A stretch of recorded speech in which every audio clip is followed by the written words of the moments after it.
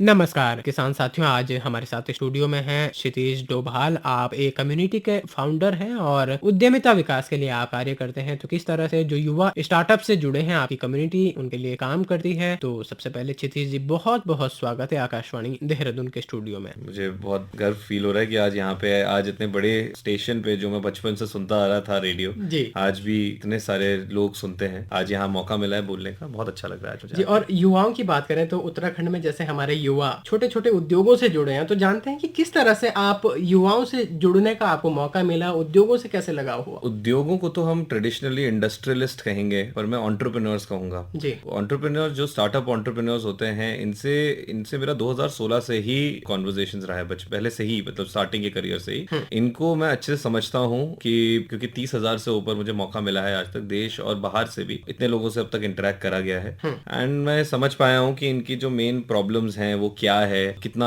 Funds में कहाँ problem आती है। बट मेजरली क्या होता है ना, इन लोगों को कोई डायरेक्शन नहीं मिलता है, पता नहीं कि किस तरफ जाना है, कैसे जाना है। अगर सरकार से फंड्स भी मिल जाए तो आगे क्या करना है, तो वो दिक्कत ताकि ना आए, तो हम लोगों ने कम्युनिटी फॉर्म करी यहाँ पे। अच्छा। और 4 लोगों से शुरू हुआ था मार्च 2024 में देहरादून में, और आज जनवरी 2026 है। आज हम लोग 1,000 से ऊपर फाउंडर्स सिर्फ देहरादून से हैं। क्षितिज जी, जैसे आपने बताया कि स्टार्टअप्स के दौरान हमारे जो युवा साथी हैं उनके सामने कई सारी समस्याएं आ सकती हैं, तो कैसे आपकी ये कम्युनिटी उनको मदद करती है। उनका जो अलग अलग चीजें होती हैं, जैसे एक एक हर जो स्टार्टअप एंटरप्रेन्योर होता है वो अलग अलग स्टेज पे आता है। कई लोग होते हैं जिनको अभी भरोसा नहीं है, पता नहीं है, और देहरादून में काफी होता है ये कि अभी पता ही नहीं है कि ये चीज कैसे होती है। जैसे बैंगलोर में, मुंबई में एक्सपोजर बहुत ज्यादा है, देहरादून में कम है। तो वहां का, क्योंकि मैं दिल्ली से, अपनी आधी जिंदगी मैंने दिल्ली में ही रहा हूं मैं, जी। तो वहां से एक चीज जो हम समझे हैं कि उसका एक्सपोजर मैं यहाँ पे कैसे लेके आ पाऊँ, वो मेजर चीज था। तो हम जब यहाँ पे आए तो एक तो हमारा एक फ्री कम्युनिटी होता है, उसमें हम कुछ चार्ज नहीं करते। हम चाहते हैं कि आप आओ, जुड़ो सही लोगों से, पर इसमें एफर्ट आपका है। आप आए हो, हम आपको इंट्रोड्यूस कराते हैं, आप उनसे बातचीत कर सकते हैं अपने अपने कैपेसिटी में, जिसको जैसे करना है। इनफैक्ट हमारा एक आस्क फॉर हेल्प ग्रुप है, एक कम्युनिटी के व्हाट्सएप ग्रुप में आके उस ग्रुप में ज्वाइन करते हैं। तो आप जो चाहे पूछ सकते हो, सिंसियर हेल्प, कि आपको फंडिंग चाहिए, कि आपको मदद चाहिए, कोई डिस्ट्रीब्यूशन में हेल्प चाहिए, कोई इंसान चाहिए जो आपको हायर करना है, उस तरीके का कोई प्रॉब्लम है तो कैसे सॉल्व किया जा सकता है। तो 1,000 लोग हैं तो मदद करते हैं अच्छी तरीके से, और एक्टिव कम्युनिटी है। इस तरीके से ये पहला पड़ाव होता है। फिर इसका एक एक्टिव लेयर होता है ज्यादा, जो थोड़े क्रीम ऑडियंस होती है, जिनको ज्यादा सीरियसनेस है बिजनेस को लेके, तो वो एक बहुत छोटा सा फी देती है, मतलब एक बहुत ही छोटा फी होता है। अच्छा। जो 3 महीने के लिए होता है, ताकि उनको 3 महीने में एक तरीके का एक्सपीरियंस भी हो कि क्या हुआ है, और धीरे धीरे उनका भरोसा भी बढ़े कि हाँ ये कुछ कर भी रहे हैं, कुछ अच्छा लग रहा है, हमें अच्छे लोगों से मुलाकात हो रही है। क्योंकि व्हाट्सएप में बैठ के तो बिजनेस नहीं हो सकता, आपको इंसान से जुड़ना तो पड़ेगा ही पड़ेगा। बिल्कुल। वहां पे होता है। देन हमारा एक एक्सेलरेटर भी है, अच्छा। जहां हम एंड टू एंड उनको वो इकोसिस्टम प्रोवाइड करते हैं कि आप अगर समझो आप प्रोडक्ट के या सर्विस के बिजनेस हैं, तो कैसे आप कम से कम पैसों में, विदाउट कॉम्प्रोमाइजिंग, कि हमें किस तरीके से क्वालिटी को कॉम्प्रोमाइज नहीं करना है, कम से कम पैसों में सही मैन पावर, सही टीम के साथ प्रोडक्ट प्रोक्योर कर सकते हैं या मैन पावर प्रोक्योर कर सकते हैं, कैसे उसको अच्छी तरीके से सिस्टम बनाना है, कैसे अपने ब्रांड को, ये बहुत जरूरी है बाय द वे जानना, क्योंकि मैंने जो देखा है कई सारे लोगों को ये नहीं पता कि अपने बिजनेस को कैसे बताएं। जी जी। कहानी के रूप में बताने लग जाते हैं, पर जरूरी नहीं कि सामने वाला इंसान उतने चाव के साथ सुनना चाहे। तो शॉर्ट में कैसे बताना कि हम क्या करते हैं, पोजीशन कैसे करना, क्या इमोशंस हैं, अर्जेंसी कैसे क्रिएट करना कि हाँ मुझे अभी के अभी क्यों चाहिए इनका प्रोडक्ट या सर्विस, और डिस्ट्रीब्यूट कैसे करना। डिस्ट्रीब्यूशन एक बहुत इंपॉर्टेंट फैक्टर है जो लोग भूल जाते हैं। कई सारे लोग इनोवेटर, मैं बोलूंगा इनोवेटर्स हैं, साइंटिस्ट हैं, डिजाइनर्स हैं, पर एंटरप्रेन्योर बनने के लिए आपको सेल्स आना चाहिए, आपको पता होना चाहिए कि लोगों से बातचीत कैसे करनी है, कैसे आपको डिस्ट्रीब्यूट करना है। तो ये इकोसिस्टम प्रोवाइड करने के लिए हमारे पास एक इनोवेशन सेंटर है, जो एक एक्सेलरेटर है। उत्तराखंड के कहाँ के लोग आपसे जुड़े हैं? अभी फिलहाल तो मैंने सिर्फ देहरादून को ही फोकस किया, तो जितने भी फाउंडर्स मैंने बताए, अगर 1,000 एंटरप्रेन्योर जुड़े हैं, वो सारे के सारे सिर्फ देहरादून से हैं। क्षितिज जी, स्टार्टअप्स तो बहुत सारे हैं, लेकिन अगर हम मुख्य रूप से बात करें तो किस किस तरह के स्टार्टअप्स की तरफ ज्यादा झुकाव देखा जा रहा है? देखिए, बहुत खुशी की बात ये रहेगी कि ज्यादातर, एक तो करीबन 65% महिलाएं हैं। अच्छा। जो खुद से ही जुड़ी हैं, जो मुझे बहुत अच्छा लगा है। इनफैक्ट हमारे जो मैंने आपको बताया एम्पोरियम में ब्रांड अपना प्रोडक्ट लिस्ट कर सकता है, वो, ताकि आपको रियल लाइफ पता चले कि क्या लोगों को पसंद आ रहा है, क्या नहीं पसंद आ रहा है, और आपके बिना।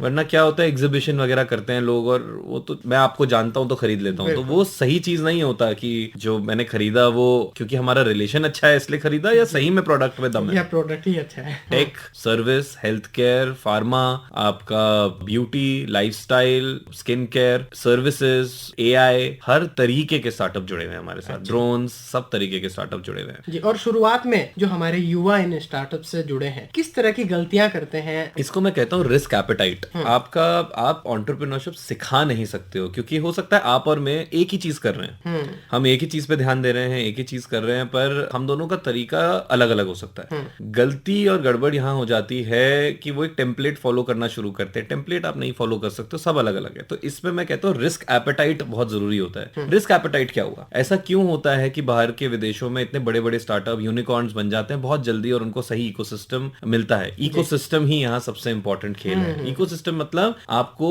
देखिए, अगर मैं इसको सिंपल भाषा में, सरल भाषा में बोलूं तो हमारे क्लास में टॉपर होते थे।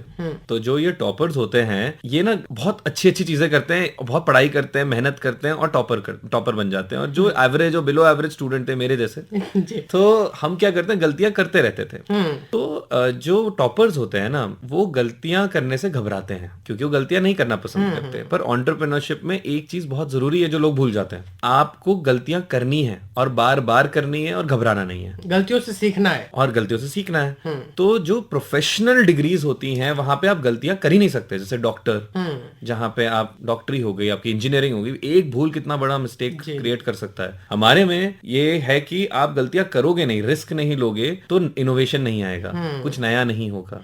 तो ये चीज एक इकोसिस्टम बनाना जहां उनको ये गलतियां करने का मौका दिया जाए पर एक गाइडेंस के साथ। सबसे बड़ी युवाओं में गड़बड़ ये है कि वो करने से डरते हैं। शुरुआत कर देते हैं, जज्बे के साथ शुरू करते हैं और उसके बाद सब ढीला हो जाता है। जी। स्टार्टअप्स की शुरुआत करते समय किन बातों का खास तौर पर हमें ध्यान रखना चाहिए? स्टार्टअप की शुरुआत करते समय जो एक चीज का ध्यान रखना है वो ये है, एक आपका माइंडसेट सही होना चाहिए। मानसिक स्थिति में आपको ये समझना पड़ेगा कि एक पैसा लगेगा ही लगेगा। अगर पैसा नहीं लगता तो आपका वक्त लगता है, पर आप ये नहीं बोल सकते कि वक्त मेरे पास है नहीं और पैसा मैं लगा नहीं सकता, तो आप भूल जाइए, स्टार्टअप आपके लिए है ही नहीं। तो पहला चीज तो ये समझना पड़ेगा। अब हमने भी करा है, मुझे दिन में अगर 100 कॉल करने पड़े मैंने करा है, अगर मुझे सड़क में पैम्फलेट बांटने पड़े करा है। तो इसमें आप में शर्म नहीं हो सकती, आपको करना पड़ेगा, गलतियां करनी पड़ेंगी, सीखनी पड़ेगी जल्दी। पर एक चीज आपको बहुत जरूरी है अगर आपको सक्सेसफुल बनना है स्टार्टअप में, network. Your network is your net worth. हम सुनते हैं कि आपको सही लोगों के साथ बैठना है। आप अगर 9 अमीरों के साथ बैठे, 10वें आप बनेंगे ही बनेंगे। पर कम से कम आपका अगर आप अभी नहीं बैठे अमीरों के साथ तो कम से कम आप ये कर सकते हैं, उन लोगों के साथ बैठिए जिनको अमीर बनना है। अगर वो भी नहीं कर रहे हो आप और आप अकेले हो इसमें, या आप मस्तीबाजी पे ही पूरी तरीके से बिजी बैठे हुए हो, तो कई लोगों को बस ये स्टार्टअप का टाइटल चाहिए होता है कि हम एंटरप्रेन्योर हैं, हम फाउंडर हैं, सीईओ हैं, 2 लोगों की कंपनी है। यहाँ पे गड़बड़ हो जाती है। जो यूथ को पहले माइंडसेट बनाना पड़ेगा। स्टार्टअप से जो लोग जुड़े हैं, मार्केटिंग के लिए आप किस तरह से प्रयास करते हैं उनके लिए? क्योंकि मैं एक कॉपीराइटर रहा हूँ, जब कोई इंस्टाग्राम में कोई कंटेंट वायरल होता है तो पहले के 5 सेकंड का हुक कितना अच्छा है उससे बहुत फर्क पड़ता है। आप समझिए वही कॉपीराइटिंग है एक तरीके से, कि जो आकर्षित करती है उस कंटेंट को आगे पढ़ने के लिए। तो मैं वो रहा हूँ, तो मुझे मार्केटिंग की समझ अच्छी खासी थी, ये प्रैक्टिस किया है। 5000 से तो ऊपर मैंने कॉपीज लिखी हैं अलग अलग ब्रांड्स के लिए। पर मार्केटिंग एक बहुत बड़ा डोमेन है। अगर हमें मार्केटिंग डोमेन की बात करनी है तो पहली चीज ब्रांड पोजीशनिंग कहते हैं। यानी कि जो मैं गलतियां देखता हूं, समझिए आप एक स्टार्टअप है, आप अपने ब्रांड को जिस तरह से बताते हैं जरूरी नहीं है कि वो मार्केट उस तरीके से समझ रहा है। तो ये ब्रांड पोजीशनिंग ही गड़बड़ हो जाती है सबसे पहले। जैसे कि मैं पूछता हूं कि आप क्या करते हैं, तो वो कहते हैं हमारी क्वालिटी सबसे अच्छा है। इसका क्या मतलब हुआ? क्वालिटी कौन बोल रहा है कि हमारा सबसे अच्छा नहीं है? कौन बोल रहा है कि हमारा बिलो एवरेज है? सभी बोल रहे हैं। बिल्कुल। तो आपने जो बोला वो दूसरे को समझ नहीं आया और किसी के पास इतना वक्त नहीं है कि वो 10 बार पूछेगा। तो क्या हुआ, आप उसी गलत राह में अब बाकी पूरा बिजनेस बिल्ड कर रहे हैं पर कोई खरीद ही नहीं रहा है, या सिर्फ आपके फैमिली फ्रेंड्स खरीदते हैं, कुछ एग्जीबिशन में बिक जाता है और फिर खत्म हो जाते हो आप। यही गड़बड़ सबसे पहले मार्केटिंग पे, ब्रांड पोजीशनिंग। फिर इंपॉर्टेंट चीज होती है ब्रांड पोजीशन तो आपने कर लिया, क्या आपका कम्युनिकेशन कैसे है? यानी कहाँ कहाँ आप, मतलब आप कैसे बात करोगे? क्या आप फनी वे में अपने ब्रांड को पोजीशन मतलब कम्युनिकेट करना चाहते हैं? क्या आप वीडियो के माध्यम से करना चाहते हैं, ऑडियो के माध्यम से, रिटन में कैसे कम्युनिकेट करना चाहते हैं? जैसे कि अगर मैं बात करता हूँ, डिजिटल मार्केटिंग कंपनीज होती है कई सारी, परफॉर्मेंस मार्केटिंग कंपनीज होती हैं, उनको आइडियली केस स्टडी माध्यम से करना चाहिए। केस स्टडी मतलब अगर मेरा एक ब्रांड है और मैं चाहता हूं कि नहीं मुझे कल को $1 मिलियन की सेल करनी है, तो मैं आपकी बात नहीं मानूंगा, मुझे तो दिखाओ कि 3 ब्रांड्स के साथ आप ये कर चुके हो। जब मैं वो पढ़ूंगा डेप्थ में, तब मैं आपसे मीटिंग करना चाहूंगा। तो वो एक छोटा एग्जाम्पल के तौर पे केस स्टडी एक माध्यम है, कई जगहों पे वीडियो एक माध्यम होता है, कई जगहों पे ऐसे ऐसे करके। तो पहला मैंने आपको बताया ब्रांड पोजिशनिंग, सेकेंड हुआ ब्रांड कम्युनिकेशन, तीसरा होता है अर्जेंसी, कि अगर मैं कस्टमर हूं तो मैं आपसे अभी क्यों खरीदूं, खरीद लूंगा, कल खरीद लूंगा, परसों खरीद लूंगा, अभी क्यों खरीदूं। अब इसको लोग गलत क्या समझते हैं, इसका मतलब डिस्काउंट दो। ये सबसे पहले दिमाग में थॉट आता है कि इसका मतलब ये बोल रहे हैं कि अभी डिस्काउंट दे दो मुझे, जो कि गलत है। हम उसकी बात नहीं कर रहे हैं। एग्जाम्पल के तौर पे एक ब्रांड है जो हमारे साथ काम कर रहा है एंड वो हेल्दी प्रोडक्ट्स बना रहा है, सस्टेनेबल, ऑर्गेनिक। पर अगर आप सोचे तो कहीं भी चले जाओ आप, आजकल उत्तराखंड में स्पेशली हर 10वां बिजनेस वो कर रहा है। पर ऐसा क्या खास बात है कि 80% लोग इनसे बार बार ऑर्डर कर रहे हैं और ये ब्रांड बढ़ रहा है, बाकी नहीं बढ़ पा रहे हैं जी। इन्होंने सबसे पहले, अब ये एग्जाम्पल के तौर पे बता रहा हूं मैं, इन्होंने 2 बहुत इंटरेस्टिंग पॉइंट्स पकड़े। नंबर 1 कि बच्चे और बुजुर्गों के लिए ये ब्रांड है। इन्होंने ये नहीं बोला हम फैमिली ब्रांड है, बच्चों और बुजुर्गों के। अब अगर बच्चों के लिए सेफ है और बुजुर्गों के लिए फेस है तो सेफ है, तो ऑटोमेटिकली सबके लिए सेफ है। सेकेंडली अर्जेंसी कैसे क्रिएट करी, इन्होंने कभी डिस्काउंट और इधर उधर की बात नहीं करी। ये नहीं बोला इसके साथ ये फ्री। इन्होंने अपने हर वीडियो के माध्यम से या अलग अलग तरीके से उन्होंने ये बताया कि अगर आपके घर में कोई ब्लड रिपोर्ट आया है जो कि डेंजरस है, ये समय है जल्दी स्विच करिए। इसको कहते हैं अर्जेंसी। अब मेरे पास आया कि मुझे अब स्विच करना है, इसको कहते हैं अर्जेंसी। लोग समझते हैं डिस्काउंट होता है। चौथा है आपका डिस्ट्रीब्यूशन। आप ये तीनों कर लो पर चौथा नहीं हो तो कोई मतलब ही नहीं है। आपको एक सिंपल सी बात, मतलब सिंपल बात समझनी होती है कि अगर मेरा एक बिजनेस है और मैं चाहता हूं कि मेरे पास दिन में 10 प्रोडक्ट बिके, तो मेरे कम से कम 30 लोगों से बातचीत होनी चाहिए हर रोज। अगर इतनी नहीं हो रही है, अगर बातचीत ही नहीं हो रही है, तो आप स्ट्रेस लोगे कि 10 बिक क्यों नहीं रहा है। आपको 10 बिकने पे फोकस नहीं करना है, 30 बातचीत कैसे हो सकती है। तो आप वो 30 बातचीत करने के लिए, ताकि कस्टमर 30 लोग आपसे बात करे, उसके लिए कहां कहां अपने आप को आप प्रेजेंट कर रहे हो, कैसे लोग जानते हैं, वो कैसे बात करेंगे आपसे। चारों जब सिंक्रोनाइज्ड वे में काम करते हैं तो ऑटोमेटिकली स्टार्टअप को एक जंप स्टार्ट और अच्छा मिलता है। मैं दिल्ली गया था, दिल्ली में हमारा बहुत बड़ा इवेंट हुआ था। उसमें एक देश का नेशनल डे था, तो उसमें इनफैक्ट हमारे बहुत बड़े बड़े नेता लोग आए थे। तो वहां पे करीबन 80 देशों से 300 एम्बेसडर्स और डेलीगेट्स थे, अलग अलग डेलीगेट्स। तो मुझे मौका मिला उस दिन कि मैं वहां जाऊं। तो नॉर्मली उत्तराखंड एक छोटा स्टेट है, तो कई लोग बोलते हैं आप जाके वहां पे मांग करो, आपको क्या चाहिए, आप बुलाओ उनको, ये करो वो करो। मैंने एक दूसरा राह लिया। तो मैं वहां स्टेज पे गया और मैंने ये चीज बोली और हमारा एक वीडियो चलवाया वहां पे 1 मिनट का, जिसमें हमने ये कहा नजर रखना उत्तराखंड पर। अगले 2 साल में उत्तराखंड पूरे देश का, इंडिया का एक स्टार्टअप हब बनने वाला है जी। किस तरह की उत्तराखंड में संभावनाएं नजर आती हैं आपको क्षितिज जी? बहुत ज्यादा। अब अगर आप देखेंगे उत्तराखंड में आज क्या एक्सक्यूज है, आप सिंपल, मैं पहले आपसे बताता हूँ, पहले प्रॉब्लम और फिर संभावनाएं पे जाते हैं। पहली चीज, उत्तराखंड में बहुत अच्छे स्कूल्स हैं, अच्छे यूनिवर्सिटीज हैं, इनक्यूबेटर्स भी बहुत है। तो हम लोग यूनिकॉर्न्स क्यों प्रोड्यूस नहीं कर रहे हैं? कोई ब्रांड, कौन सा ब्रांड निकला है आखिरी? मुझे तो ये आखिरी, मतलब है, ऐसा नहीं अगर मैं गिनने पे आ जाऊं हैं, बट हमारा कौन सा कोई यूनिकॉर्न निकला है उत्तराखंड से? और क्यों नहीं निकल पा रहा है? क्योंकि इकोसिस्टम नहीं है, रिस्क एपेटाइट हम लोगों ने नहीं बना रखा है। हमने वो इकोसिस्टम नहीं क्रिएट किया। और लोग बोलते नहीं, वो आप पुणे जाओ, मुंबई जाओ, बैंगलोर जाओ, वो बहुत अलग स्टेट है, वो अलग जगह, सिटी अलग है, वो वहां पे बहुत कुछ होता है, ये होता है। हम क्यों नहीं कर सकते? क्या इंटरनेट नहीं है देहरादून में? क्या यहाँ पे लोग अच्छे नहीं? आपको क्या लग रहा है इतने बड़े बड़े हमारे उत्तराखंड से लोग बाहर जाके पैसा कमा रहे हैं? मैं नोएडा में काम करता था। अब 178 लोगों में जो मेरी टीम थी, 178 में करीबन 75 लोग पहाड़ी थे। अच्छा। तो सारा टैलेंट यहाँ से बाहर जा रहा है। क्यों? क्योंकि यहाँ पैसा नहीं है। यहाँ पे आप, मतलब बिजनेस तो स्थापित ही नहीं हो रहे ना, बड़े बड़े तो हो नहीं रहे हैं। तो वो बहुत एक, और क्यों ना हो, दिल्ली बगल में आ गया। अब दिल्ली इतना बगल में, मैं बगल में क्यों बोल रहा हूँ, दिल्ली हमेशा उतना ही दूर था, पर बगल में आ गया बिकॉज अब रोड इतना अच्छा हो गया। जब रोड अच्छा हो गया है तो हम लोगों को अब हमें समझना पड़ेगा कि हमें विकास की जरूरत है, बट सस्टेनेबल विकास की जरूरत है। लोग विकास का मतलब समझते हैं कि पेड़ कट जाएंगे, खत्म हो जाएगा देहरादून। ऐसा नहीं है। सस्टेनेबल विकास अगर अच्छी तरीके से किया जाए, आप एप्पल का हेडक्वार्टर देखिए, क्या वहां पेड़ कम है? कितना सुंदर हेडक्वार्टर है। इनफैक्ट जब कॉर्पोरेट्स इन्वॉल्व होते हैं तो उनके तो कुछ स्टैंडर्ड्स होते हैं जो मीट करने होते हैं।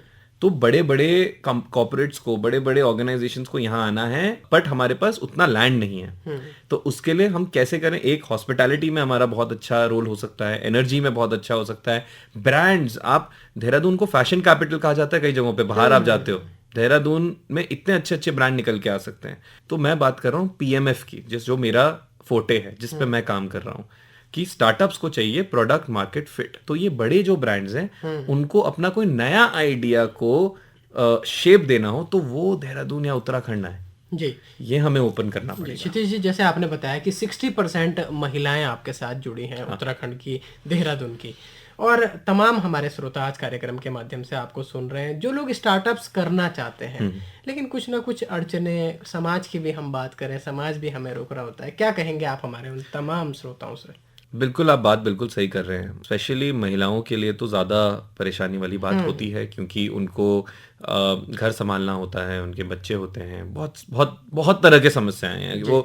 आप देखिए, आप और मैं अगर आज हम काम करते हैं तो हम लोग, हो सकता है अगर ज़रूरत पड़ गई तो हम 2-2 बजे तक, रात तक बैठ सकते हैं, बट महिलाओं के लिए शायद ये पॉसिबल है ही नहीं जी। अब क्या किया जाए? पर मैं आपको ये भी बताता हूँ, स्पेशली उत्तराखंड की महिलाएं जिनके साथ मेरा ज़्यादा इंटरेक्शन हुआ है, इतने डिसिप्लिन्ड हैं, उनमें कुछ प्रूव करने का अंदर ना एक आग है। हम लोग अगर ये जो आग है जो इनमें कुछ प्रूव करने की, अगर उसको सही तरीके का डायरेक्शन दें तो बहुत कुछ करा जा सकता है। पर उसके लिए आपको उनको उनके एक सर्टेन टाइम जोन के अंदर, एक टाइम पीरियड के अंदर सही सुविधाएं देनी पड़ेंगी। यानी कि रिस्क एपेटाइट, मैं बार बार रिस्क एपेटाइट बोल रहा हूँ, क्योंकि वो रिस्क, ताकि वो ले पाए, वो देना पड़ेगा। क्योंकि तब जाके, क्योंकि यहाँ की जो महिलाएं हैं कमाल की हैं, उत्तराखंड की जो महिलाएं हैं उनको पता है कि उनको कुछ करना है, वो सीखने को। और ये मैं बहुत इंपॉर्टेंट बता रहा हूँ, बल्कि जो यहाँ पे जो पुरुष हमारे एंटरप्रेन्योर्स हैं, उनसे कई ज्यादा यहाँ के महिलाएं एंटरप्रेन्योर्स को कुछ प्रूव करना है और उनको सीखना है। तो अगर सही डायरेक्शन मिलता है, वो उतने कम समय में दुगना बेटर प्रोड्यूस कर सकती है, दुगना अच्छा काम कर सकती हैं, एंड बहुत प्रोडक्टिव होती हैं। हर चीज को लिखित में लिखती हैं, हर चीज को वो फॉलो अप बहुत अच्छे तरीके से करती हैं। मैंने जो देख रखा है यहाँ पे महिलाएं, स्टार्टअप्स, जितने भी स्टार्टअप महिलाओं द्वारा मतलब it has been led by women, बहुत ही बढ़िया, मतलब सिंसियर जो है यहाँ पे काफी हैं। हमें जो करना है वो हमें ये करना है कि उनको डायरेक्शन अच्छा देना है, उनको रिस्क एपेटाइट के लिए हो सकता है थोड़े फंडिंग की रिक्वायरमेंट हो, बट फंड्स को लिमिट करना है सिर्फ स्केलिंग के लिए, सिर्फ और सिर्फ प्रोक्योरमेंट। और वो क्या करते हैं, कई बार ये भी गड़बड़ हो जाती है, डायरेक्शन नहीं होता तो वो और अपना स्टॉक बढ़ाते रहते हैं, जो गलत हो जाता है। तो डायरेक्शन सही टाइम पे, not by managers, direction by वो लोग जिन्होंने खुद कुछ किया है, वो डायरेक्शन देंगे, तब बात बनेगी। तो इसी कारण हम लोगों ने उन्हों को स्थापित किया था, ताकि हम इसमें कर पाए। जी क्षितिज जी, बहुत ही महत्वपूर्ण बातचीत स्टार्टअप्स और उद्यमिता विकास के विषय में आपके साथ हुई। स्टूडियो में आने के लिए बहुत बहुत आभार, धन्यवाद। Thank you so much.